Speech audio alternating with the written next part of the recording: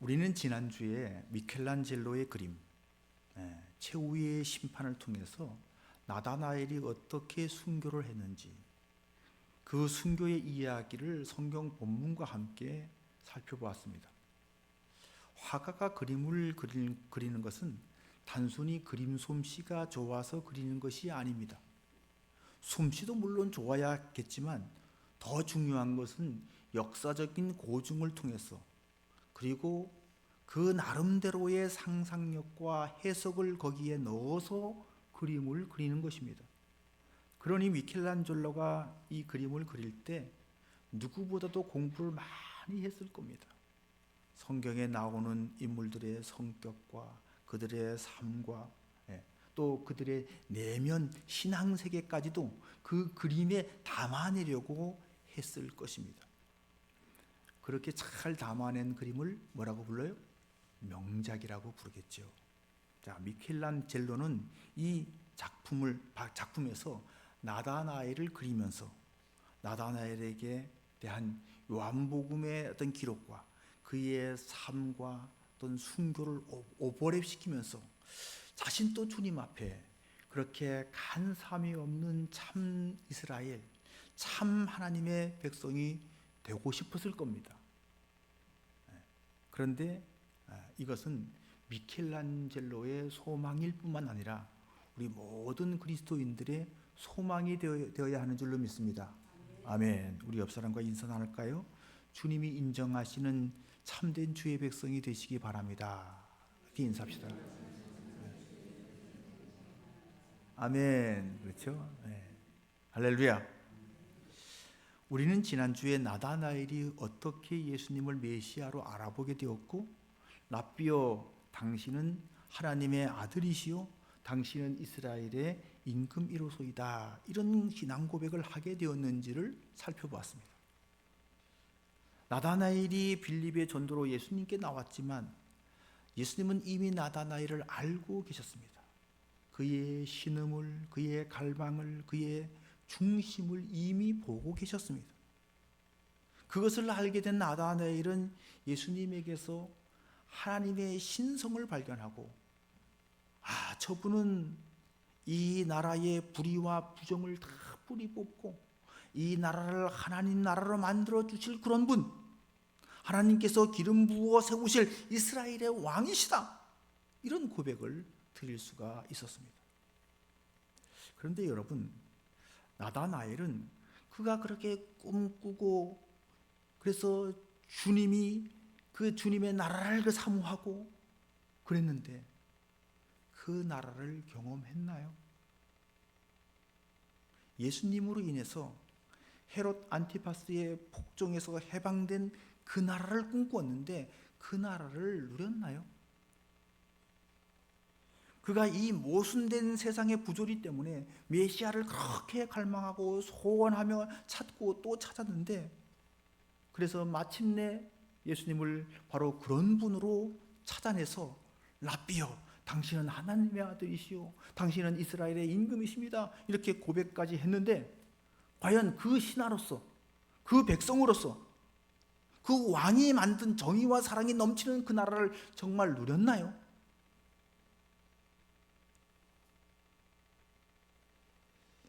경험하지 못하고 누려보지 못하고 순교하고 말았습니다. 그것도 가장 비참하게 피부가 다 벗겨지는 극심한 고통 속에서 순교를 했습니다. 이게 그가 갈망하는 하나님의 나라였나요? 이게 헤롯 안티파스의 폭정보다도 이건 더 큰 폭력이 아닌가요? 그렇다면 나다나엘의 인생은 실패한 인생일까요? 나다나엘은 예수님을 잘못 믿은 것일까요? 여러분, 이 질문에 어떻게 대답하실 수 있겠습니까? 이 질문에 대한 대답이 오늘 본문에 있는 거예요. 이제 그 직접적인 대답은 제가 좀 뒤로 미루고 그 대답을 하는 과정을 좀 살펴보면서 말씀을 이어가겠습니다. 베드로가 주는 그리스도시요 살아계신 하나님의 아들이십니다 라고 위대한 신앙 고백을 했을 때 예수님은 기뻐하면서 그를 칭찬했습니다. 바요나 시모나, 내가 복이 있도다. 이를 알게 한 이는 혈육이 아니요 하늘에 계신 내 아버지이시니라. 자, 오늘 본문에서 나다나엘은 이 베드로의 고백과 비슷한 고백을 했는데 예수님은 그에게 어떤 칭찬도 하지 않고 이렇게 말씀하십니다. 내가 너를 무화과 나무 아래에서 보았다 함으로 믿느냐? 이보다 더 큰 일을 보리라. 여기서 먼저 본다는 말에 우리가 주목을 해야 합니다. 본다는 말은 안다, 믿는다는 말과 의미가 같은 말이에요. 그런데 앞에서 보았다는 말의 주체는 예수님이시고 뒤에서 보리라라고 하는 말의 주어는 나다나엘입니다. 자, 그러니까 예수님께서 나다나엘을 보고 알았다는 것입니다. 언제부터? 빌립이 전도하기 그 전부터. 그냥 안 것이 아니라 그의 중심을 알았어요. 그의 진실성을 알았어요. 그의 참 이스라엘됨을 예수님이 알았다는 겁니다. 예수님께서 나를 알고 계셨다. 예수님께서 내 본심을 꿰뚫어 보고 계셨다. 이것이 나다나엘이 위대한 신앙을 고백하게 된 원인이 되었죠. 결국 나다나엘도 예수님의 겉모습이 아니라 예수님의 본질, 예수님의 신성, 그분의 하나님의 아들 되심, 그것을 알아보게 됐습니다. 보게 됐다는 얘기죠. 여러분, 주님께서 내가 누구인지 알아보는 것, 내 진실성, 내 믿음의 중심을 알아보는 것, 그것도 참 중요하죠. 그런데 더 중요한 것은 뭘까요? 내가 주님을 아는 거예요. 그렇죠? 내가 주님을 아는 것을 말해서 뭐라고 합니까? 믿음이라고 하는 거예요. 믿음. 자, 요한복음에서 암과 믿음은 같은 말이라고 말씀을 드렸습니다. 그러니까 아는 만큼 믿는 겁니다. 본 만큼 아는 겁니다. 그러니까 안다, 믿는다라고 하는 말은 추상적인 것이 아니라 경험적인 겁니다. 그러므로 이보다 더 큰 일을 보리라 라고 하는 말은 이보다 더 큰 일을 알게 될 것이다. 이보다 더 큰 일을 경험하게 될 것이다. 그런 말이죠. 그럼 여러분에게 물어보겠습니다. 여러분은 하나님을 아십니까? 다 아세요? 여러분도 저한테 물어보세요. 목사님은 하나님을 아세요? 물어보세요, 크게. 다 아세요? 어떻게 대답할 수 있을까요? 모른다고 대답할 수밖에 없죠. 그렇죠? 네. 아는 것 같은데 모르는 거예요. 이 지식이 관념적인 것이 아니라 경험적이라고 할 때는 더더욱 그렇습니다. 내 짧은 인생으로 하나님을 경험해봤자 얼마나 경험할 수가 있겠습니까? 그래서 인생은 하나님을 알아가는 과정이에요. 아멘? 네, 하나님을 알아가는 과정. 자, 그렇다면 오늘 본문 이보다 더 큰 일을 보리라, 이 예수님의 말씀은 아주 당연한 말씀이죠. 이제 예수님을 알고 영접하고 신앙 고백을 하고 따르기 시작했으니까 당연히 예수님과 함께 더 많은 것을 보게 될 것이고 예수님을 더 많이 알게 될 것이고 경험하게 될 것입니다. 그렇죠? 사랑하는 성도 여러분, 여러분도 예수님을 알았습니까? 믿고 있습니까? 더 많이 알게 되시기를 바랍니다. 더 많이 경험하시기를 바랍니다. 그래서 그 경험이 더 큰 경험, 더 놀라운 경험, 더 경이로운 경험이 되기를 주의 이름으로 축원합니다. 저는 신앙에서 경이, 경탄, 신비 이런 말을 굉장히 좋아합니다. 지금 나다나엘의 심정을 한번 생각해 보십시오. 예수님을 알게 됐습니다. 예수님을 알고 이제 영접했습니다. 예수님, 당신은 나의 임금, 나의 왕이십니다. 이런 고백을 했어요. 이게 얼마나 경이로운 고백일까요? 얼마나 감탄하면서 이렇게 고백을 드리고 있을까요? 여러분, 내 인생에서 내가 따를 누군가를 발견했다면, 내 인생을 바칠 누군가를, 그 무엇을 내가 찾아냈다면, 그것을 내가 찾아냈을 때 그 놀라움과 그 기쁨을 한번 생각해 보십시오. 나다나엘이 얼마나 기뻐하며 경탄하며 감격하며 이런 고백을 했을까요? 밭을 갈다가 보화를 발견한 농부처럼 그 농부가 기뻐하며 돌아가서 자기 전 재산을 다 팔아 그 밭을 사는 것처럼 자기 인생을 걸고 자기 인생을 바칠 그분을 발견했다. 이게 여러분 얼마나 경이로운 것입니까? 여러분에게도 이런 경이, 이런 놀라움이 있기를 주의 이름으로 축원합니다. 아멘. 자, 그런데 그렇게 감탄 감격하고 있는 나다나엘에게 예수님은 이보다 더 큰 일을 보게 될 것이다. 다시 말해서 지금 그 감격, 그 기쁨은 아무것도 아니라는 거예요. 내가 나를 이스라엘의 임금으로 발견했다고, 나의 신하가 되었다고, 나를 따르겠다고 지금 하고 있지만 이거는 지금 아무것도 아니라는 거예요. 앞으로 더 놀라운 일이 지금 벌어지게 될 것이랍니다. 그렇게 말하는 거예요. 그러면 그 더 놀라운 일, 더 큰 일, 그 일이 뭘까요? 나다나엘이 발견했던 예수님은 어떤 분이십니까? 이스라엘의 임금 예수입니다. 그렇죠? 예수께서 이스라엘의 왕으로 어떤 일을 하실 것인지, 나다나엘이 예수님께 거는 기대가 무엇인지 우리는 여기서 알 수가 있습니다. 그동안 나다나엘의 고민이 무엇이었습니까? 어떤 갈망, 어떤 목마름을 가지고 있었습니까? 로마에 잘 보이려고 하는 헤롯 안티파스의 그 억압과 착취, 그로 인한 백성들의 신음과 고난을 그가 보았습니다. 이 문제를 그는 해결할 능력도 없고 힘도 없어. 그래서 자신의 무능함 때문에 좌절하고 낙심하고 있었습니다. 그런데 누가 나타난 거죠? 이스라엘의 임금이 그 눈앞에 나타난 거예요. 한 시대를 구원할 영웅이 등장한 것입니다. 바로 그 영웅의 모습을 예수님에게서 발견하고 이렇게 감격하면서 당신은 이스라엘의 임금이로소이다. 나는 당신의 신하입니다. 나는 당신이 진정한 왕으로 등극하는데, 다시 말해서 왕으로 통치하는데, 당신이 그 통치하게 될 그 나라를 위해서 전심을 다해서 따르겠습니다. 이 고백을 한 거죠. 여러분, 예수님은 분명히 왕이십니다. 나의 왕이시고 우리의 왕이십니다. 그러면 그분이 왕으로서 통치력을 발휘할 수 있나요? 그 질문을 한번 해보세요.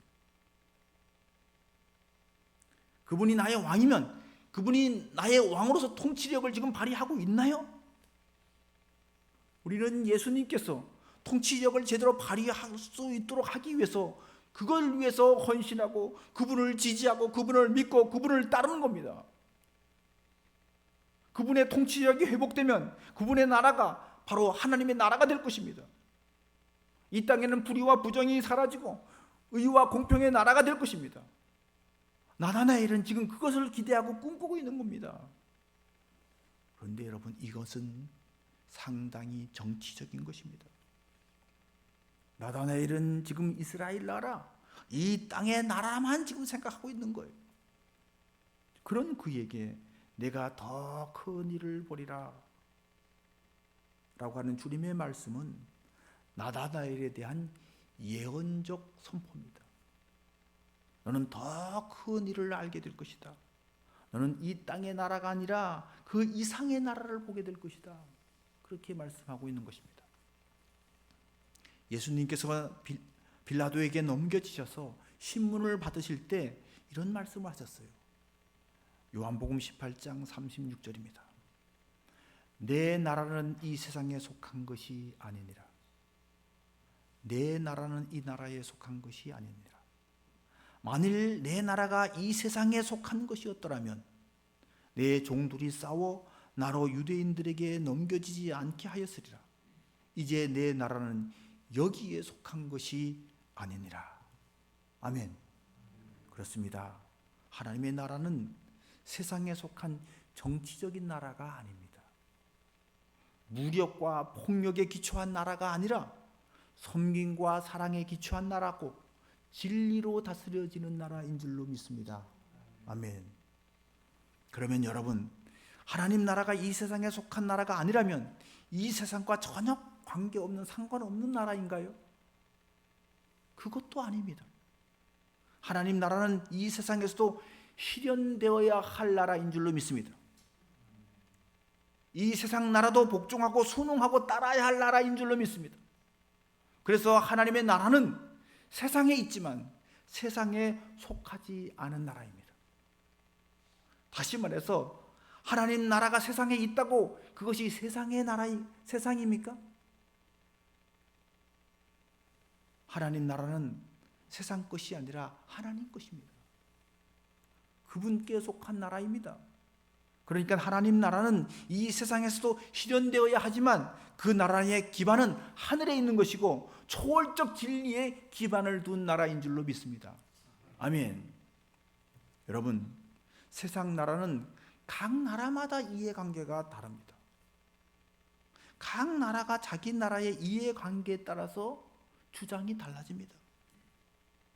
자, 뭐가 진리죠? 뭐가 진실입니까?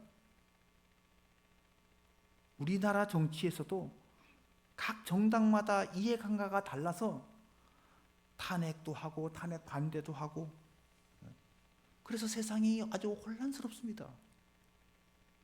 예수님을 빌라도에게 넘겨준 유대인들도 자기 이해관계 때문에 그렇게 한 것이죠. 빌라도도 예수님을 재판하는데 자기 이해관계에 따라서 판단을 한 것이죠. 하나님 나라에 기반을 둔 판단이 아니에요. 자, 그러니까 예수님은 내 나라는 이 세상에 속한 것이 아니니라. 이 말씀은 너희들처럼 그렇게 이해관계에 따라서 판단되고 결정되는 그런 나라가 아니라는 거예요. 아멘. 이것은 오늘 나다나엘에게 이걸 한번 적용해 보십시오. 더 큰 일을 보게 될 것이다. 더 큰 일이 뭡니까? 이것은 이 세상 정치적인 나라가 아닌 초월적인 나라를 보게 된다는 뜻이죠. 예수님이 이스라엘의 임금이 아닌 만왕의 왕이시오, 만주의 주이시오, 모든 무릎이 예수의 이름에 꿇게 되는 것을 보게 될 것이라고 하는 그런 종말론적인 메시지를 여기서 선포하고 계시는 거예요. 그러면 여러분에게 질문해 보겠습니다. 나다나엘은 그것을 보았을까요? 봤으니 순교했죠.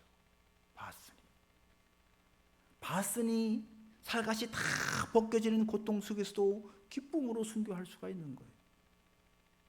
미켈란젤로도 바로 그것을 보았기 때문에 최후의 심판이라고 하는 제목의 그림에 바로 그것을 그려놓고 싶었던 것이죠. 사랑하는 성도 여러분, 우리가 분명히 이 땅의 나라, 이 땅에 공평과 정의가 넘치는 것을 꿈꾸고 기대하고 추구해야 합니다. 그러나 그게 다가 아니라는 거예요. 그것보다 더 큰 일을 사모하고 더 큰 것을 봐야 된다는 거죠. 더 큰 나라를 봐야 되는 거예요. 예수님은 땅의 임금만이 아니라는 거죠. 그런데 사람들은 예수님을 그저 이 땅의 임금으로만 생각합니다. 그래서 사람들은 예수님께서 오병이어의 기적을 행하시자 예수님을 억지로 임금 삼으려고 했습니다. 그것이 요한복음 6장에 나옵니다. 그들의 굶주림을 해결해 줄 왕, 오늘날로 말하면 경제 대통령으로 삼으려고 했다는 것이죠. 이들에게 예수님께서 이렇게 말씀하셨습니다. 내가 진실로 진실로 너희에게 이르노니 너희가 나를 찾는 것은 표적을 본 까닭이 아니요 떡을 먹고 배부른 까닭이로다. 썩을 양식을 위하여 일하지 말고 영생하도록 있는 양식을 위하여 하라. 아멘. 여러분, 표적이란 사인입니다. 무슨 사인일까요? 하늘의 사인이에요. 하늘의 세계에서 일어나는 일을 이 땅에서도 드러내는 하나의 사인, 보이지 않는 것을 눈에 보이게 보여주는 사인, 그런 사인입니다. 자, 그러니까 예수님은 단순히 배고픈 사람 먹여주고 싶어서 기적을 행한 것이 아니라 하늘의 것을, 다시 말해서 하나님 나라를 드러내기 위해서 오병이어의 기적을 행하셨는데 사람들은 그것은 보지 못하고 먹고 배부른 것만 보고 예수님을 이 땅의 왕으로, 이 땅의 임금으로 삼으려고만 했다는 것입니다. 여러분, 예수님이 세우시는 나라는 이 땅에 있는 정치적인 왕국이 아닙니다. 예수님이 왕이 되시는 나라는 이스라엘 나라만이 아닙니다. 예수님은 만왕의 왕이시고 만주의 주이신 줄로 믿습니다. 아멘. 만약 나다네일이 이런 세상 나라들과 같은 정치적인 왕국을 끝까지 꿈꾸었다고 한다면 그의 믿음은 잘못된 것이죠. 그런 예수 믿어서 망한 거죠. 그렇죠? 예수님 따랐다가 살가죽이 다 벗겨지는 고통 속에서 순교를 했으니까 그는 예수님 때문에 실패한 사람이 되고 마는 겁니다. 만약 예수님의 나라가 이 땅에 국한된 것이라면 미켈란젤로가 나다나엘을 그렇게 부러워하면서 자신도 나다나엘처럼 되고 싶어서 나다나엘의 그 가죽에 자기 얼굴을 그려놓지도 않았을 겁니다. 그럼 도대체 그 나라는 어떤 나라일까요? 예수님께서 나다나엘의 보기를 원하셨던 더 큰 일, 이보다 더 큰 나라, 그 나라는 도대체 어떤 나라일까요? 자, 51절에서 그것을 설명하고 있습니다. 51절을 한번 다 같이 읽어볼까요? 시작.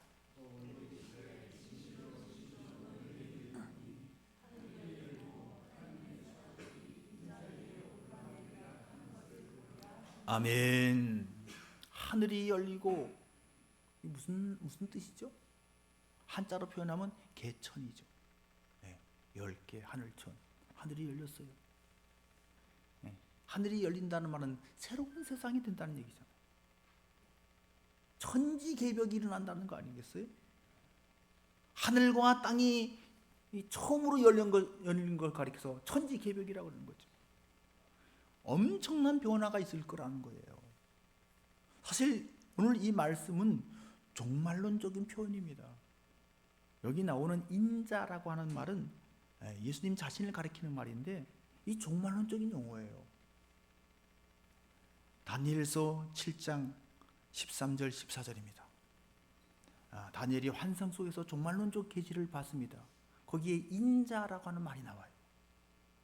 내가 또 밤 환상 중에 보니 인자 같은 이가 하늘 구름을 타고 와서 옛적부터 항상 계신 이에게 나아가 그 앞에 인도되며 그에게 권세와 영광과 나라를 주고 모든 백성과 나라들과 다른 언어를 말하는 모든 자들이 그를 섬기게 하였으니 그의 권세는 소멸되지 아니하는 영원한 권세요 그의 나라는 멸망하지 아니할 것이니라. 아멘. 자, 이것이 예수님의 재림에 대한 예언입니다. 구름 타고 오시는데 그 인자가 하나님으로부터 모든 권세와 영광과 나라를 다 위임받았다는 겁니다.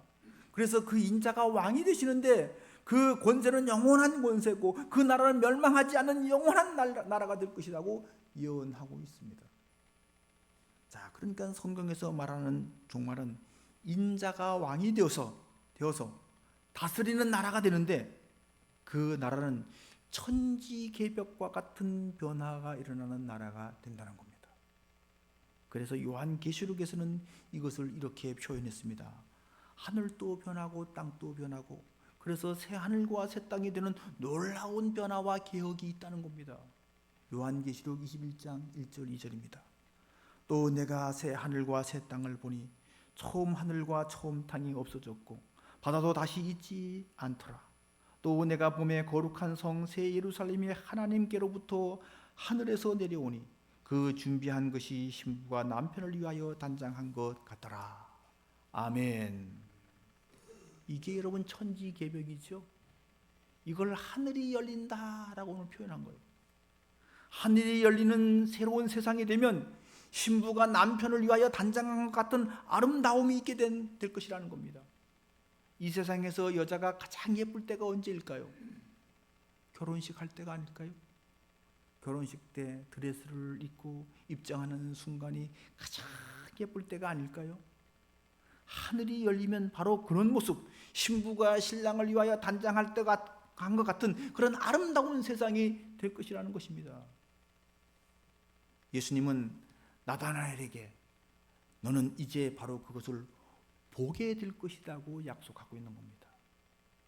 이것은 지금 나다나엘이 예수님에게서 발견한 하나님의 어떤 신성의 모습과는 비교도 안 될 엄청난 것이죠. 나다나엘은 지금까지 자기 주변, 자기 나라, 자기가 보고 경험하는 세계만 보고 알고 느끼고 있었습니다. 그래서 예수님을 하나님의 아들로 알아보았을 때 그가 이렇게 고백합니다. 당신은 이스라엘의 임금이십니다. 결국 예수님을 이스라엘의 임금으로 바뀌는 이 나라, 이 이스라엘을 해방하고 구원할 이스라엘의 임금으로 바뀌는 고백할 수 없었던 거예요. 그런 그에게 예수님께서 약속하십니다. 너는 더 큰 일을 보게 될 것이다. 너는 온 세상이 바뀌는, 전 우주가 새롭게 되는 새하늘과 새 땅을 보게 될 것이다. 지금 이렇게 약속하고 있는 것입니다. 자, 그런데 여러분 51절 말씀을 잘 보시면 예수님께서 나다나엘과 대화하시는 중에 이 말씀이 나다나엘에게만 하는 말씀이 아니라 거기에 있는 모든 사람에게 하시는 말씀이었다는 것을 알 수가 있습니다. 진실로 진실로 너희에게 이르노니 그랬어요.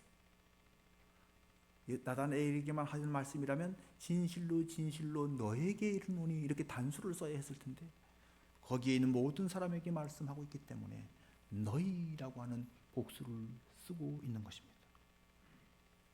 그러니까 이것은 나다나엘 너만 보게 될 것이 아니라 너희 모두가 보게 된다는 것입니다. 그러면 우리도 여기에 포함되어 있는 거예요. 우리도 그것을 보게 될 겁니다. 우리에게도 주님이 이렇게 약속하시는 거예요. 모든 무릎이 예수의 이름에 꿇게 되는 것을, 예수님께서 만왕의 왕이요 만주의 주가 되셔서 온 세상을 통치하시는 그것을, 그래서 공평과 정의가 실현되고 억울한 사람이 억압받는 사람이 하나도 없는 평화의 나라, 그 정도에서 그냥 그치는 것이 아니라 다시는 쇠하지 않고 다시는 아프지 않고 다시는 고통이 없는 영원한 나라, 그런 나라가 될 것이고 너희는 그런 나라를 보게 될 것이라는 겁니다. 아멘. 사랑하는 여러분, 우리 모두 그 나라를 보게 될 줄로 믿습니다. 이것은 나다나엘에게만 약속하신 것이 아니라 우리 모두에게 주님이 약속해 주신 말씀입니다. 이 약속대로 우리 모두에게 하늘이 열리는 놀라운 주님의 나라가 임하기를 주의 이름으로 축원합니다. 아멘. 기도하겠습니다.